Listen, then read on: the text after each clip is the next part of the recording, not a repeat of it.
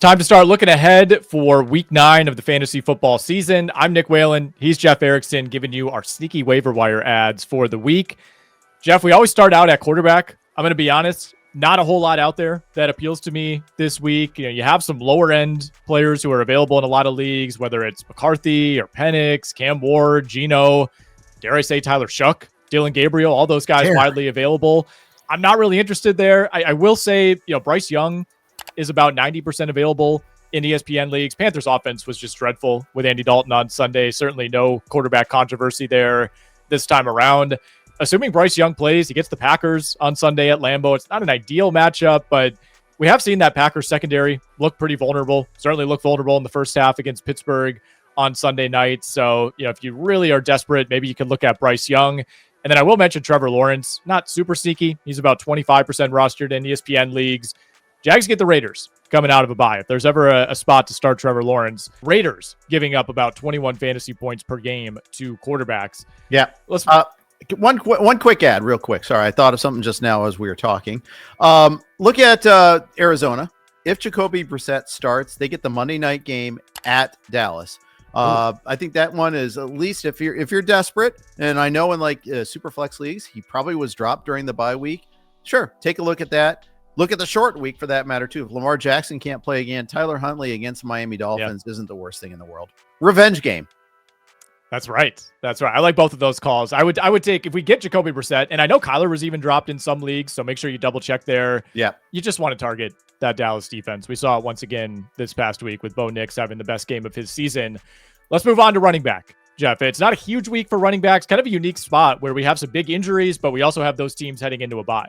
Yeah, absolutely. We got to track what happens with Cleveland, not just with the injury, but also the trade market too. Jerome Ford could get dealt either this week or next week. Trade deadline is, the Tuesday after week 10. Or after week 9, excuse me. So coming up here in a week from tomorrow. So there might be some movement there. So Dylan Sampson's probably worth the speculative pickup now, even though you have to hold on to him for a week. Same thing is true with Philly, with Barkley's groin injury there. Take a look at Tank Bigsby. At least we now have definition on who is the next guy up. Yeah. AJ Dillon no longer seems to be in that picture. So no more Quadzilla. It's the Tank instead. And then finally, I think the other thing is the big injury is obviously the Cam Skattebo injury. The problem, Nick, is okay. It's Tyrone Tracy. It's Singletary there. How excited can we really get about those two players? And in the case of Tracy, is he even available? 40% rostered in Yahoo leagues right now. Yeah, that's the thing. I mean, it's a combination of not a whole lot of rushing upside in that offense. Do they see the same level of volume that Skattebo was seeing? Probably not. And then, like you said, Tyrone Tracy already being held in a lot of leagues. So not a lot of interest for me on the Giants. I think Bigsby and Sampson are kind of the big ones to watch coming out of the bye as far as how those injuries develop. If you're in a deeper league, if you have a little bit more flexibility, I don't mind grabbing either of those guys. It's not a lock necessarily that Quinshon Judkins and Saquon Barkley will return after those bye weeks. I think you can still take a look at Bam Knight. Cardinals coming out of a bye. No real update quite yet on Amari DiMercato.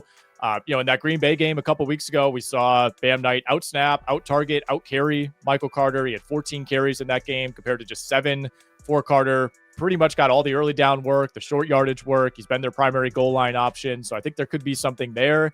And then a couple of guys who, to me, are just clear handcuffs right now. Jaden Blue for the Dallas Cowboys. Javonte Williams having a great season. He's obviously the guy in Dallas, but Miles Sanders landed on season-ending IR. Saw Jaden Blue carry it 8 times in the Denver game. I know that turned into a blowout, but he did have a full drive early in the second quarter when this was still very much a game where he rotated in for Javonte Williams. And again, if Javonte were to miss any time, I think Jaden Blue becomes the pivot. And then Devin Neal in New Orleans. Kendre Miller done for the season. We talked a little bit about Neal last week. He did not log a single carry in week 8, but the Saints only ran the ball 6 times in that entire game. All 6 went to Kamara. When you look at the snaps, it was actually a lot closer. Kamara played 37. Neal played 33. Neal ran 22 routes. He was targeted 3 times compared to just 2 for Alvin Kamara. Saints offense is in a really bad spot. I mean, it got so bad that we turned to Tyler Shuck this past week. There's a very low floor with how bad that offense has been, but still intrigued by Devin Neal. Saints get the Rams and the Panthers before their bye in week 11. Anything else at running back for you? Yeah, and one other note on Neal. Keep in mind the Saints are another trader at the deadline. Oh, it sounds like they want to trade Rashid Shaheed or Brandon Cooks again somehow. I would pay attention to Isaiah Davis too. Breece Hall put himself out. If this was a trade tape, if he put together a nice little trade tape with the Jets on bye this week.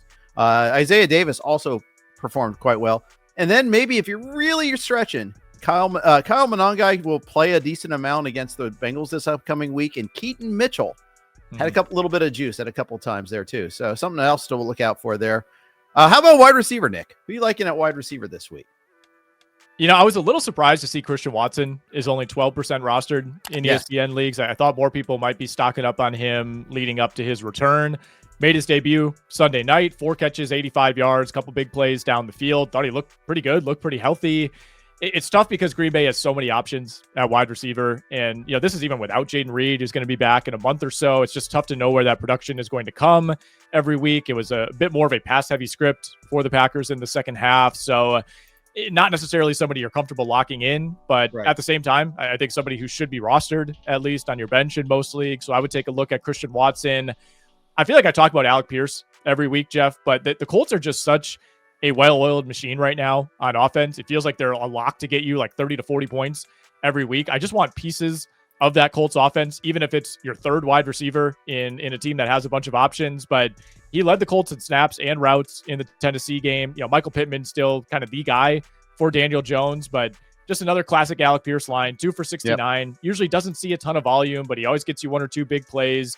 He's averaging 3 for 64 on 5 targets for the season. Would like to see him find the end zone at some point, but I'm just looking to get pieces of that Colts offense. Absolutely. And he's so good at those deep balls. He blocked out like he was getting a rebound on that deep ball there against the defender. Really impressive stuff out of Pierce. I'm glad you mentioned Watson at the top of my list. How about the other side of that Colts Titans game? Kamara Dike is someone who has caught my eye. I think he's increased. No Ridley the last couple of weeks also makes it more likely that DK was getting these targets. But keep in mind, they've already gotten rid of Tyler Lockett. They're focusing and moving forward. They change of coaching staffs.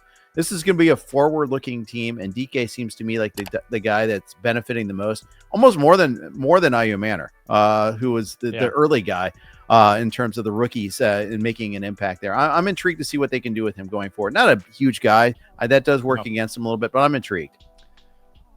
The Titans are a terrible offense, but they do at least take shots down the field every week, and that's helped DK 4 for 70 and a touchdown last week, 7 for 93 this past week. I mean, Ayamanor, and Van Jefferson were all targeted 8 times. Who knows when we're going to see Calvin Ridley again? He's missed 2 games in a row. They're not in a spot where they're going to rush him back by any means. So, I like that one quite a bit. I think we have to look at the Houston Texans. Now, the obvious caveat is that Nico Collins didn't play this past week. He should be back, you would think, in week 9. Christian Kirk also hasn't played since week 5. But I'm intrigued at least by Xavier Hutchinson, Jaden Higgins, Jalen Noel. Higgins was the one who led in routes and targets. Hutchinson was close behind in that win over San Francisco. Assuming Collins is back, it's hard to trust really any one of these guys, but I'm at least interested in Higgins longer term. 2nd round pick this year. There's a reasonable level of investment in him. I know Hutchinson had the slightly better game in week 8, but I think Higgins to me maybe has a little more staying power. And then keep an eye on Christian Kirk. Again, we don't really have much of an update. He hasn't played in several weeks. If he continues to miss time, that should continue to open things up for Jalen Noel in the slot. It's so funny you mentioned Hutchinson. I actually picked him up as a desperation start to replace Drake London yesterday in one league. So worked out. That was pretty fun. How about tight end? I think the obvious one is Colston Loveland going up against the Bengals, especially assuming that Cole Kmet misses another game.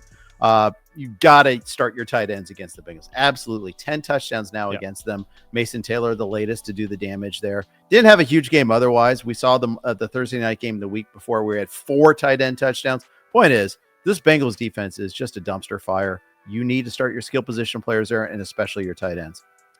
Giving up almost 22 fantasy points per game to tight ends on the season. Obviously, that is the most in the NFL. And we have 4 teams on bye. It's not nearly as disastrous as it was in week 8, but no Fannin, no Njoku, Mason Taylor, Dallas Goedert, Kate Otten, all on bye this week. And, when it comes to Loveland, in a lot of ways, he is directly tethered to the status of Cole Kmet. He missed his first game ever on Sunday, and Loveland stepped right in, played 51 of 63 snaps, 5 targets, caught 3 of those for 38 yards. Either way, I think they want to get him more involved. We started to see him kind of creep up on that workload the last couple of weeks, so definitely intrigued by him. Beyond that, it's a little tough. Chikakonkwo is somebody who comes to mind. You just want to get pieces of that Tennessee Titans offense. Very low floor week to week, but he's had a few decent games. 4 for 53 this past week, has 5 games with at least 4 catches, 4 games with at least 45 yards. Tennessee is going to be passing a ton. They'll be playing from behind every week, so you hope some of that trickles down. And then I will mention a stash candidate, maybe a week or two away from going out and grabbing him, but reasonably so. Brenton Strange has been dropped in a ton of leagues. If you happen to have a free IR spot, if you're playing in a deeper format, he's eligible to return in week 11. And I think he's going to be a big part of that Jags offense. So somebody I would look at longer term. And then my list of real desperation options, you could look at Noah Fant, you could look at Tyler Higbee, and I'm still holding out a shred of hope for Isaiah Likely. Yeah, and I'll throw out AJ Barnard there as well. Game going up against the Commanders coming off the bye week. I think that's at least a pretty decent matchup, but in terms of what tight ends can do, although he has to share with Elijah Arroyo, and that's what makes it so tough.